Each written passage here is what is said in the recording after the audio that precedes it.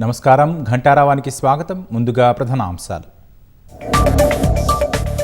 Group 1 పై high court తీర్పును appeal చేయాలని TGPSC నిర్ణయం. ఇవాళ ప్రభుత్వంతో బోర్డు సమీక్ష అనంతరం కార్యాచరణ. హైదరాబాద్ యాకుత్పురాలో మ్యాన్హోల్లో పడిన బాలిక, ప్రాణాలు కాపాడిన మహిళ, అధికారుల తీరుపై స్థానికుల ఆగ్రహం.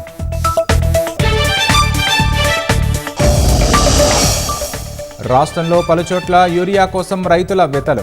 నెల నుంచి తిరుగుతున్నా దొరకడం లేదని అన్నదాతల ఆవేదన.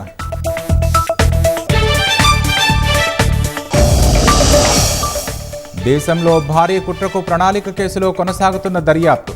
ఉగ్రవాద మ్యాడ్యంలో ఛేదించిన ఢిల్లీ పోలీసులు, 5గురు అరెస్ట్. నేపాల్ ఖైదీలు భారత్లోకి చొరబడుతుండటంతో అప్రమత్తం. ఇప్పటివరకు 35 మందిని అరెస్టు చేసిన భద్రతా దళాలు.